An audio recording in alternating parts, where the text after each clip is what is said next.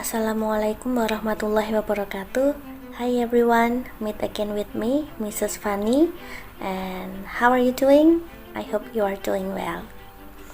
In this time, in grade 7, we will learn a new material with the title My Healthy Daily Life.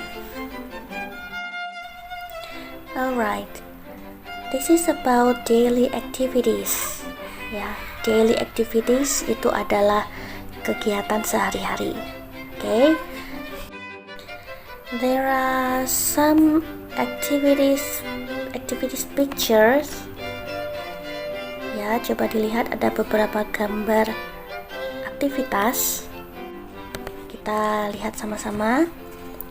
What is the activity in the pictures? Okay? Kegiatan apa aja yang ada di gambar. The first picture, gambar yang pertama, get up. Ada yang tahu get up itu apa? Ya, get up is bangun, tidur, ya. Coba diikuti. Get up.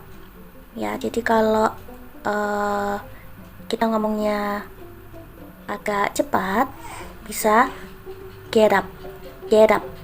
Ya, jadi tidak terbata lagi, bukan get up tapi get up. Okay? The second picture, ya, take a bath atau take a bath, gitu ya, take a bath. Ada yang tahu apa itu? Ya, artinya adalah mandi. Okay. Next picture, take wudu. Pasti semuanya tahu, ya. Take wudu itu adalah berwudu. Okay, next, sweep the floor. Sweep the floor, ada yang tahu? Yes, that's right. Sweep the floor is menyapu, ya, menyapu. Alright. The next is pray duha. Pray duha means sholat duha. And then the last, make a bed. Make a bed itu bukan membuat tempat tidur, tapi membereskan tempat tidur, ya. Okay, so how about you? What activities you do every day? Kegiatan apa aja yang kamu lakukan setiap hari? Ya, let's learn about how to make sentence about daily activity. Jadi, gimana caranya kita membuat kalimat tentang kegiatan sehari-hari, ya. So, diperhatikan, ya. Alright. The first is we use simple present tense to make sentence about daily activities. Jadi kita menggunakan tenses atau tense simple present, ya, untuk membuat kalimat tentang kegiatan sehari-hari. Gimana caranya? Ada rumusnya. The pattern is subject, verb, and complement. Subject itu adalah yang melakukan siapa, ya.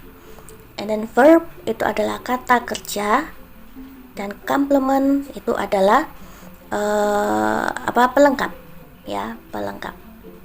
Let's see the example. I go to school with my friend.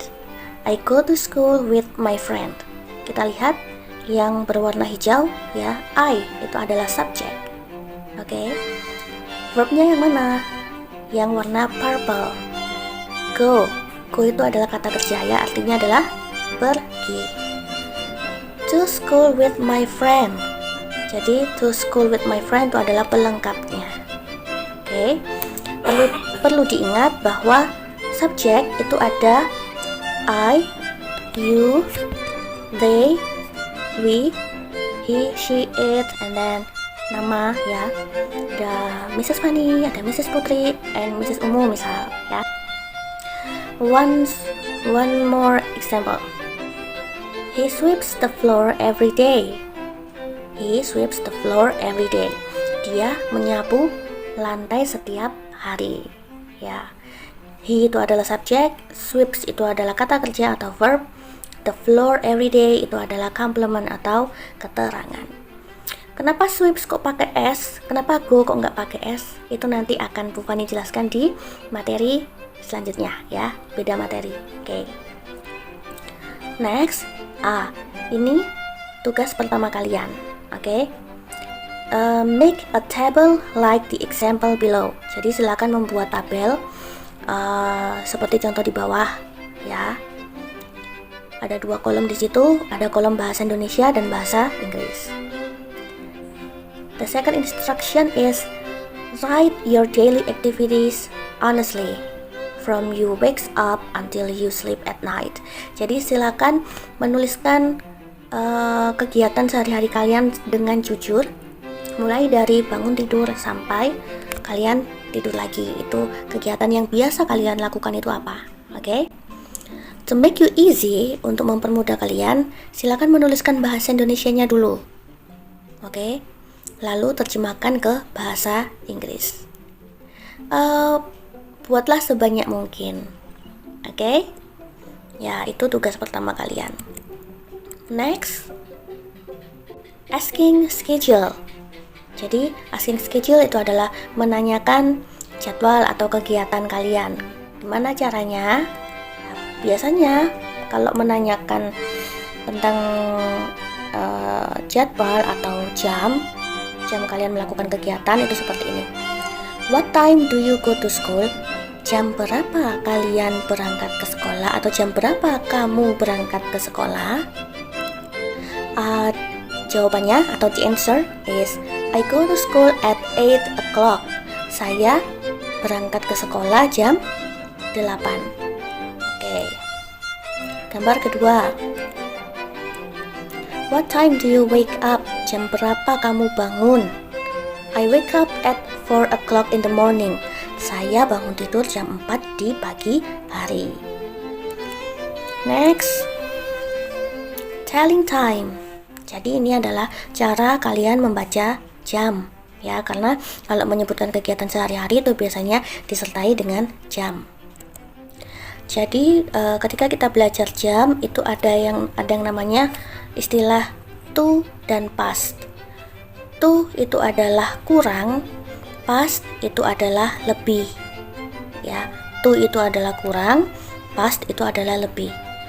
Di manakah letaknya past? Itu bisa kita lihat di slide-nya ya. Past itu berada di kanan posisinya, sedangkan to ada di kiri. Di angka 1 itu adalah 5 past ya, 5 past itu di angka 1, lebih 5 ya. Kalau dalam bahasa Indonesia, kalau kalau jarum panjangnya di angka 1 berarti lebih 5. Kalau di angka 2 lebih 10, atau bahasa Inggrisnya adalah 10 past. Past itu lebih ya, diingat. Yang ketiga, a quarter past, 20 past, 25 past, and half past. Jadi kalau ada di angka 6 itu adalah half, kita pakai half past. Pasangannya past, itu tidak bisa dipisah ya. Lalu to, kenapa kok ada di kiri? Karena to itu artinya kurang ya. Jadi kita nanti membacanya adalah jam 12 kurang 10, jam 11 kurang 10, seperti itu ya. Di angka 7 itu sama dengan angka 5, yaitu 25. Tapi bukan pakai past lagi, kita pakai to. Oke. 25 to. Angka 8 sama dengan angka 4, yaitu 20 atau 20. 20 to, a quarter to, 10 to, and then 5 to. Kalau ada di angka 12 berarti o'clock, kita pakai o'clock. Oke. Next, example, contohnya ya. What time is it? Biasanya kalau kita menanyakan jam itu adalah what time is it? Jam berapa ini? Oke, coba kita lihat contohnya ini. Coba dilihat gambarnya ya. Kira-kira jam berapa itu? 3:30 ya. So it means in English is 3:30 ya. Jam, kalau di bahasa Indonesia kan jam 3 lebih 30 ya, artinya itu jam 3:30. So di English is 3:30. Jadi disebutkan dulu menitnya, baru disebutkan jamnya. Oke, menitnya dulu, setelah itu jamnya. Alright. Next, In telling the time, you may also use the following way. Jadi ada cara lain untuk memberitahu tentang waktu, ya. Misal jam 9 lebih 10, kalian hanya menyebutkan angkanya saja, ya. 9:10, mudah kan, ya. Jam 5 lewat 20 atau lebih 20, cukup bilang 5:20. Jam 1 lewat 19 atau lebih 19, cukup bilang 1:19. It's very easy. This is the easy way. Ini cara mudahnya, ya. Ya, this is your second task. Ini tugas kedua kalian. Ada beberapa soal di sini tentang telling the time. Silakan dicoba untuk dikerjakan. Oke. Sudah ada pilihannya, tinggal kalian memilih saja. Kalau kalian terlalu sulit untuk lihat di video, nanti Bu Fani akan kirimkan PowerPoint untuk kalian. Oke. Untuk tugas ketiga kalian, jadi hari ini tugasnya ada 3, ya. So, make healthy daily activities based on your routine. Jadi silakan membuat kegiatan sehat kalian sehari-hari sesuai dengan keseharian kalian, sesuai dengan rutinitas kalian, ya. Jadi buat tabelnya, tabel kegiatan. Tapi tabel kegiatan yang ini tidak sama dengan yang tugas sebelumnya. Yang ini silakan ditambahkan jamnya. Lalu kalian buat kalimat panjang, ya. Seperti contohnya, ada 2 contoh di situ. Yang pertama, wake up in the morning. Itu kegiatannya, ya. Jamnya jam berapa? Oh, jam 4. Oke, kita buat kalimatnya. I wake up in the morning at 4 o'clock. Contoh yang kedua, kegiatannya, daily activitiesnya adalah pray subuh. What time? Jam berapa? 4:15. Ya, jadi silakan dibuat kalimatnya. I pray subuh at 4:15. Tapi ketika membuat kalimat jangan menggunakan angka, ya. Jadi kita coba untuk menggunakan alfabet saja. Kalau 4 ya kita tulis dengan huruf 4 gitu, ya. Oke.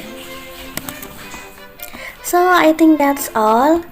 If you have any questions, text me, I will help you. Jadi kalau ada pertanyaan silakan tanya ke Bu Fani atau tanya ke teman-teman kalian berdiskusi juga boleh. Oke. For bonus, I will give you a video. Jadi silakan lihat video yang sudah Bu Fani sediakan linknya di situ, ya. That is a video about a daily life, ya, daily activity. Jadi itu adalah video tentang kegiatan sehari-hari.